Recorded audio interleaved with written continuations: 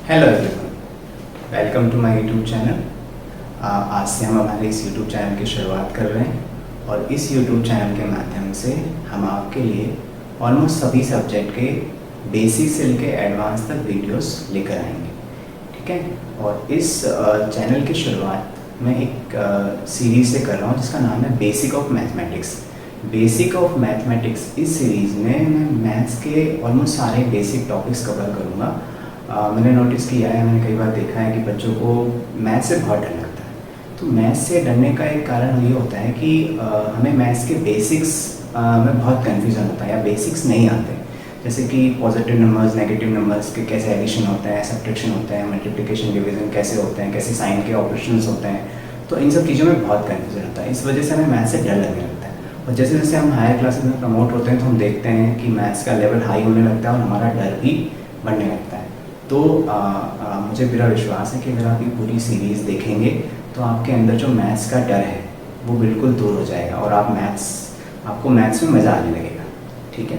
तो ये जो सीरीज़ मैं शुरू कर रहा हूँ ये क्लास 6 से एवब बच्चों के लिए, मतलब 6, 7, 8, 9, 10 जो भी बच्चे हैं जिनको लगता है कि उनके मैथ्स में उनका बेसिक वीक है या उनको मैथ्स में बेसिक फंक्शंस में कन्फ्यूज़न है, तो उनके लिए ये सीरीज़ बहुत यूज़फुल होगी। और जो इसके बाद में जो बच्चे छोटे हैं, क्लास 5th से छोटे जो बच्चे हैं, छोटे जो KG 1, 2, 3 या 1st, 2nd, 3rd में हैं, उनके पेरेंट्स के लिए मैं एक वीडियो बनाऊंगा जिसमें मैं आपको बताऊंगा कि कैसे हम बच्चों को एक्टिविटीज़ में या खेल में ही हमें नंबर्स को कैसे इंट्रोड्यूस करना चाहिए। इसमें मैं आपको ये बताऊंगा कि कैसे हम बच्चों को नंबर इंट्रोड्यूस कर सकते हैं, छोटे बच्चों को हमें नंबर कैसे इंट्रोड्यूस करना चाहिए, कैसे हमें उन्हें खेल में ही, एक्टिविटीज़ में ही एडिशन, सब्ट्रैक्शन, मल्टीप्लिकेशन, डिवीज़न ये सारी चीज़ें सिखा सकते हैं। ठीक है। तो अभी जो वीडियोस मैं बनाने जा रहा हूँ, ये जो वीडियोस, ये सीरीज़ है, ये जो है ये क्लास 6 से एबव के लिए यूज़फुल होगी। और एक बात और, जितने भी वीडियोस मैं बनाऊँगा उसमें हिंदी और इंग्लिश दोनों टर्मिनोलॉजी यूज़ करूँगा। तो अगर आप हिंदी माध्यम से हैं या इंग्लिश मीडियम से हैं, दोनों के लिए ये वीडियोस यूज़फुल होंगे। ठीक है। तो आज से हम अपनी सीरीज़ की शुरुआत करेंगे। ठीक है। बेसिक ऑफ मैथमेटिक्स सीरीज़ में हमारा पहला टॉपिक है नंबर लाइन।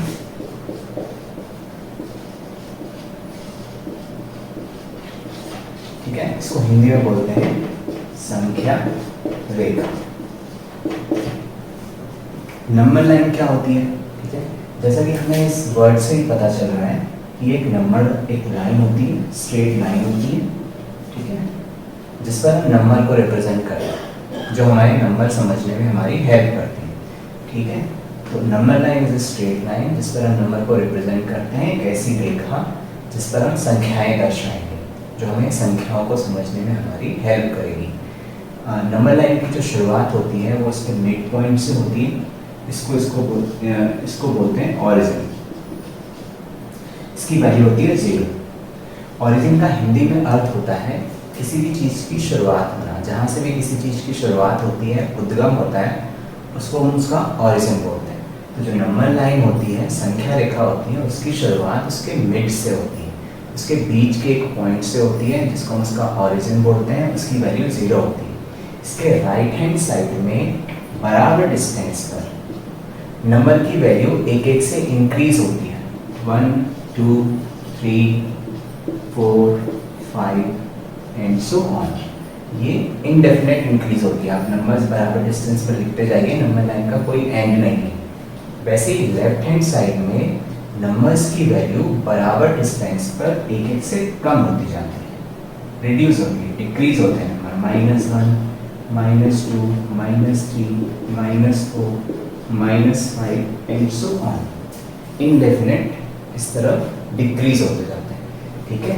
तो number line is a straight line जिस पर हम नंबर को रिप्रेजेंट करते हैं, जो हमें नंबर्स को समझने में हमारी हेल्प करेगी। ये एक स्ट्रेट लाइन है। इसकी शुरुआत मिड पॉइंट से होती है, उसकी वैल्यू 0 होती है। उसके राइट हैंड साइड में नंबर्स की वैल्यू एक से इंक्रीज होती जाती है।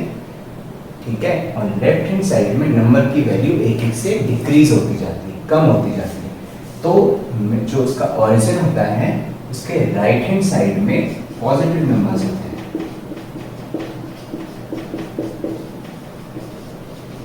और लेफ्ट हैंड साइड में नेगेटिव नंबर्स होते हैं।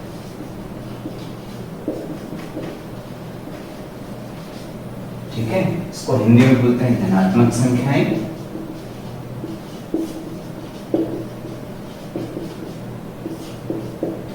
ठीक है, और इसको हिंदी में बोलेंगे ऋणात्मक संख्याएं।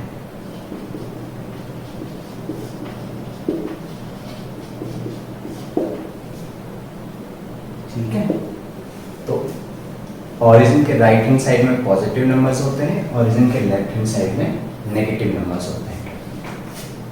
पॉजिटिव नंबर्स के सामने यूजुअली साइन नहीं, प्लस का साइन हम नहीं लगाते हैं, और जो नेगेटिव नंबर्स होते हैं उनको रिप्रेजेंट करने के लिए उनके सामने हमेशा नेगेटिव साइन लगाते हैं। ये सिर्फ इसलिए बनाया गया है ऐसा सिस्टम, क्योंकि अगर हम हर पॉजिटिव नंबर के सामने पॉजिटिव साइन लगाएंगे और हर नेगेटिव नंबर के सामने नेगेटिव साइन लगाएंगे तो लिखने में बहुत कॉम्प्लेक्सिटी बढ़ जाएगी। इसलिए उसको आसान करने के लिए ऐसा सिस्टम बनाया गया कि अगर कोई नंबर पॉजिटिव होगा तो उसके सामने प्लस साइन लगाने की ज़रूरत नहीं है, और जो नेगेटिव नंबर्स हैं उनको समझने के लिए उनके आगे नेगेटिव साइन लगाना ज़रूरी है।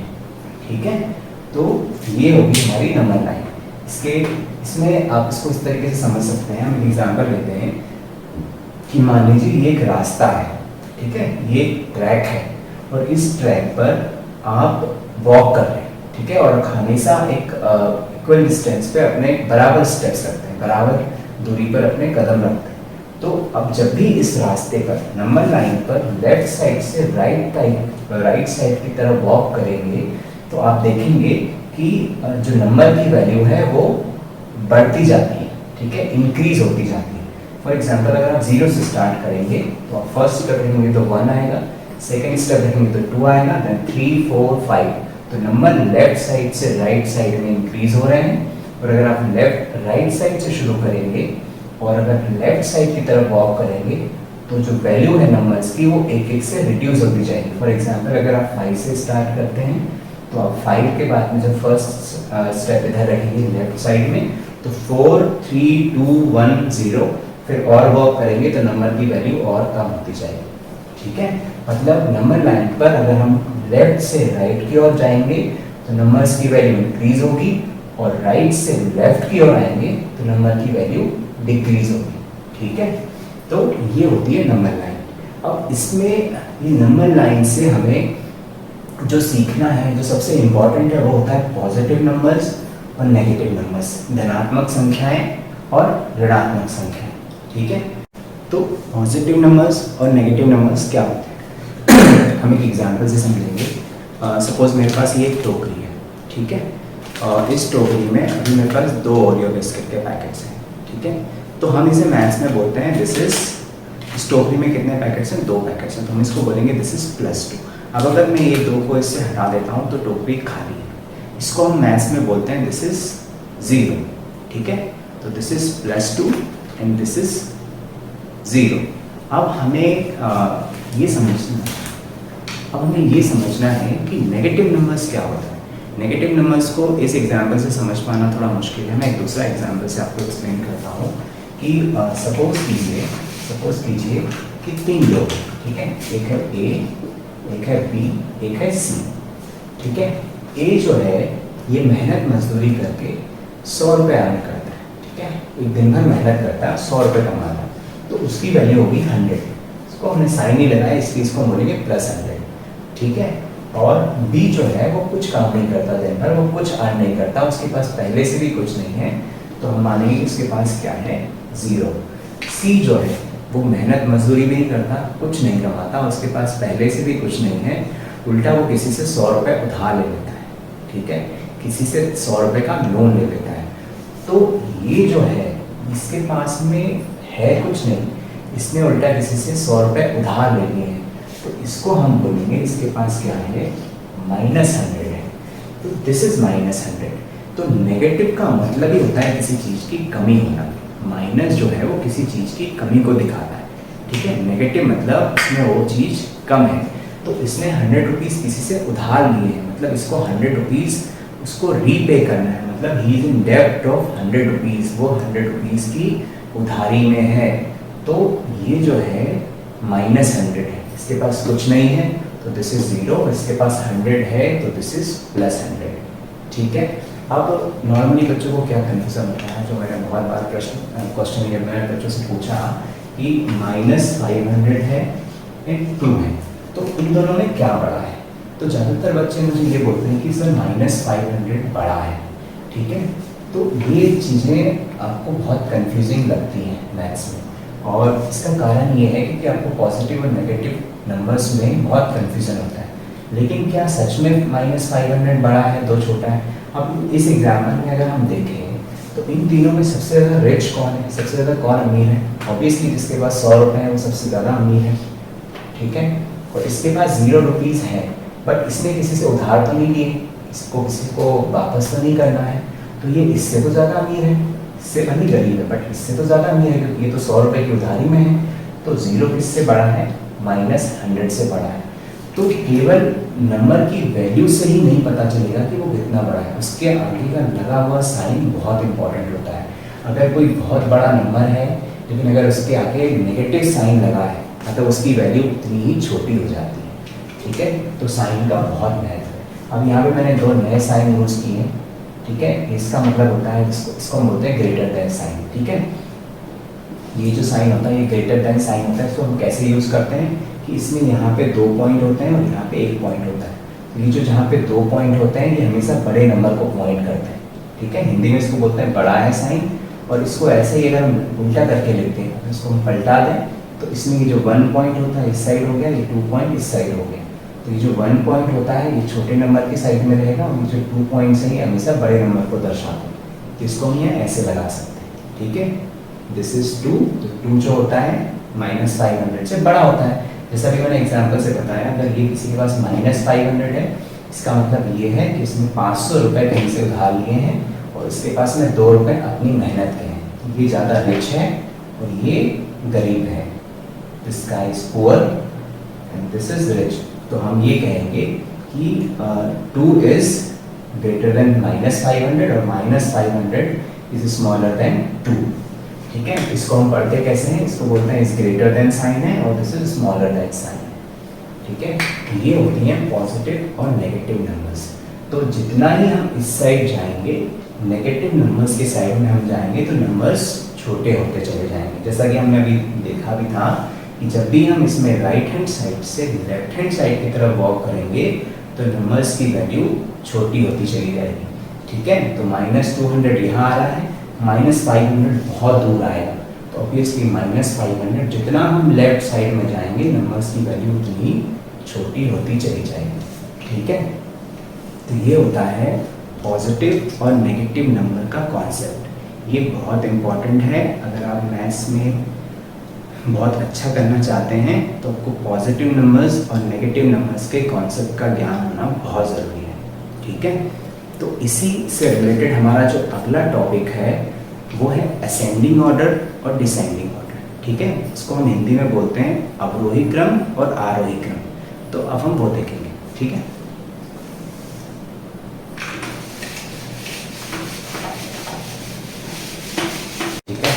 तो इसी में पॉजिटिव नंबर्स और नेगेटिव नंबर के बेसिस पर ही हमारा जो अगला टॉपिक है वो है ascending order and descending order. ठीक है, इसको हिंदी में बोलते हैं आरोही क्रम और इसको बोलते हैं हिंदी में अवरोही क्रम।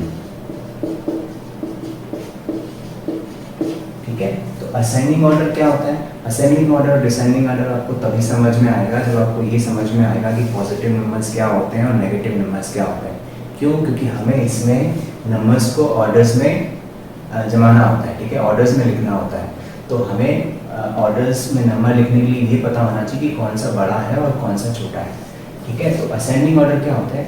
असेंडिंग ऑर्डर का मतलब ये होता है कि आप इस एग्जाम्पल से समझ सकते हैं कि सपोज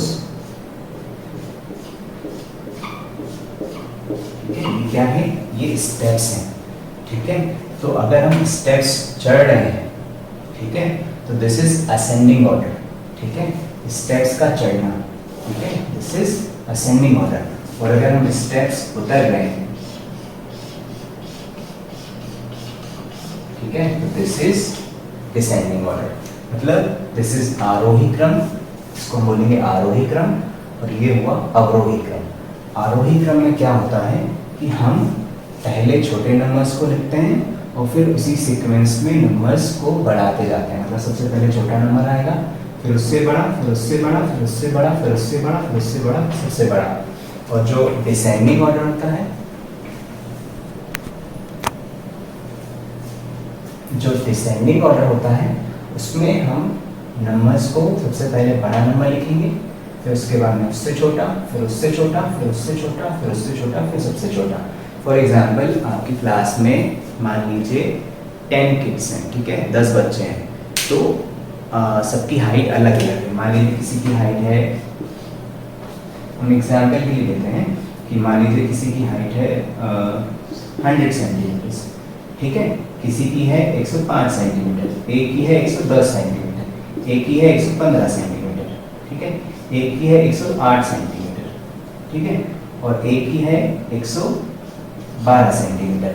ऐसे हमने और एक की है 109 सेंटीमीटर, एक की है 114 सेंटीमीटर, एक है 116 और एक है 117 सेंटीमीटर। तो ऐसे हमारे पास 10 बच्चे हैं, तो हमें उनको असेंडिंग ऑर्डर में जमाना है। असेंडिंग ऑर्डर में जमाना है, इसका मतलब क्या होगा कि सबसे पहले सबसे छोटा बच्चा खड़ा होगा, फिर उसके पीछे उससे बड़ा, फिर उससे बड़ा, फिर उससे बड़ा, फिर उससे बड़ा, फिर सबसे बड़ा। तो ये हो गया असेंडिंग ऑर्डर, ठीक है, हम सीढ़ियाँ चढ़ रहे हैं। और अगर डिसेंडिंग ऑर्डर है तो डिसेंडिंग ऑर्डर में सबसे पहले सबसे बड़ा बच्चा खड़ा होगा, फिर उससे छोटा, फिर उससे छोटा, फिर उससे छोटा, फिर उससे छोटा। तो ये जो घटता क्रम है, ये जो रिड्यूस हो रहा है, ये हो गया डिसेंडिंग ऑर्डर, ठीक है। तो असेंडिंग ऑर्डर का मतलब होता है इंक्रीज होना, इंक्रीज होते हुए क्रम में, इंक्रीज होते हुए ऑर्डर में किसी चीज़ को जमाना असेंडिंग ऑर्डर होता है, और डिक्रीज होते हुए क्रम में ऑर्डर में किसी चीज़ को जमाना डिसेंडिंग ऑर्डर होता है, ठीक है। असेंडिंग ऑर्डर का मतलब होता है कि सीढ़ियाँ चढ़ना, और डिसेंडिंग ऑर्डर का मतलब होता है सीढ़ियाँ उतरना। अब इस एग्जाम्पल में ये 10 बच्चों की हाइट हमारे पास में है, इसको हमें असेंडिंग और डिसेंडिंग ऑर्डर में जमाना है, ठीक है। तो इसमें हमें असेंडिंग ऑर्डर में जमाना है, तो सबसे पहले क्या आएगा, जिसकी हाइट सबसे कम होगी, तो इसमें सबसे छोटा कौन है, 100 सेंटीमीटर वाला, ठीक है। तो 100 सेंटीमीटर सबसे छोटा है, तो यहाँ पे ये वाला साइन लगेगा, ठीक है। इसमें जहाँ पे एक पॉइंट है वो स्मॉलर नंबर को रिप्रेजेंट, स्मॉलर नंबर को पॉइंट आउट करेगा, और जो यहाँ पे 2 पॉइंट है वो ग्रेटर नंबर को पॉइंट आउट करेंगे। तो 100 के बाद में क्या है 105, 105 के बाद में क्या है इसमें 108, फिर उससे बड़ा क्या है 108 के बाद में 109, फिर उससे बड़ा क्या है 110, फिर 112, फिर 114, फिर 115, फिर 116, फिर सबसे बड़ा क्या है 117। तो ये क्या हो गया असेंडिंग ऑर्डर, ठीक है, आरोही क्रम। वैसे ही अगर हमें डिसेंडिंग ऑर्डर में जमाना है घटते क्रम में, तो हम सबसे पहले क्या लेंगे, सबसे बड़ा। अब यहाँ पे क्या साइन आएगा, 117 सबसे बड़ा है, तो ये वाला साइन आएगा, ठीक है, ग्रेटर देन का साइन आएगा। 2 पॉइंट जो है वो बड़े नंबर को पॉइंट करेंगे, और जो 1 पॉइंट है वो छोटे नंबर को। तो 117 से छोटा क्या है, 117 से छोटा क्या है 116। फिर इसके बाद में क्या आएगा 115, ठीक है। 117 सबसे ज़्यादा बड़ा है, उसकी हाइट सबसे ज़्यादा है, तो डिसेंडिंग ऑर्डर में वो सबसे पहले आएगा, फिर उससे छोटा, फिर उससे छोटा, फिर उससे छोटा, फिर उससे छोटा, फिर उससे छोटा, फिर सबसे छोटा। तो 117 के बाद में 116, 115, 114, 112, 110, फिर 109, फिर 108, फिर 105, फिर 100, ठीक है। तो ये हो गया असेंडिंग ऑर्डर। असेंडिंग ऑर्डर मतलब सबसे छोटा, फिर बढ़ते हुए क्रम में, और डिसेंडिंग का मतलब सबसे बड़ा, फिर उसके बाद में घटते हुए क्रम, ठीक है। असेंडिंग को हिंदी में बोलते हैं आरोही क्रम, और डिसेंडिंग को बोलते हैं अवरोही क्रम। अब हम एक नेगेटिव नंबर का एग्जाम्पल लेते हैं, ताकि आपको नेगेटिव नंबर्स को कैसे हम असेंडिंग और डिसेंडिंग ऑर्डर में लिख सकते हैं वो समझ में आ जाएगा, ठीक है। तो इसको मैं रब कर देता हूँ,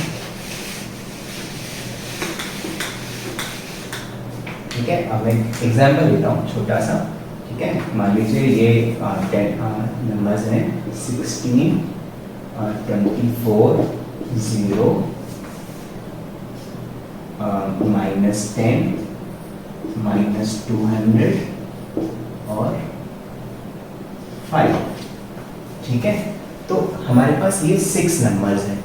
अब हमें इन्हें असेंडिंग और डिसेंडिंग ऑर्डर में लिखना है।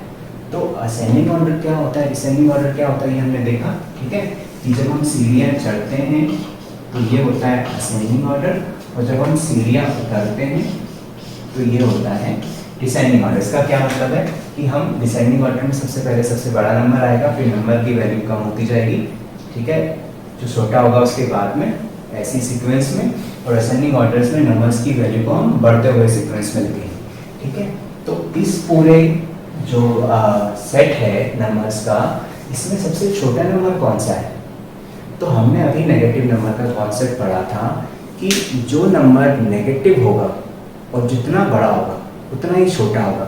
उदाहरण के लिए हमने ये देखा था एग्जाम्पल के लिए कि भाई अगर हम इनको माने कि ये कुछ लोग हैं जिनके पास में इतने रुपए हैं, ठीक है, उनकी वैल्यू ये है, इनके पास में 16 रुपीज़ हैं, इनके पास में कोई दूसरा व्यक्ति उसके पास में 24 रुपीज़ हैं, एक व्यक्ति है उसके पास कुछ नहीं है, इसने 10 रुपये उधार लिए हुए हैं, इसने किसी से 200 रुपये उधार लिए हैं और इसके पास में 5 रुपये हैं। तो इन सब में सबसे जो गरीब है, जो सबसे पुअर है, वो ये व्यक्ति है।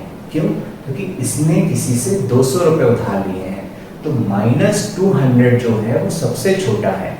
और नंबर लाइन के कॉन्सेप्ट से भी अगर हम देखें तो -200 जो है वो नंबर लाइन पे लेफ्ट साइड में, सबसे लेफ्ट साइड में आएगा, क्योंकि 0 से हम जब 200 स्टेप्स लेफ्ट साइड में चलेंगे तब हमें -2 मिलेगा। तो लेफ्ट हैंड साइड में जितना लेफ्ट हैंड साइड में नंबर होगा उतना ही छोटा होगा। तो इस सीक्वेंस में अगर हम असेंडिंग ऑर्डर में हम लिखेंगे तो असेंडिंग ऑर्डर में सबसे पहले आएगा -200 जो सबसे छोटा है।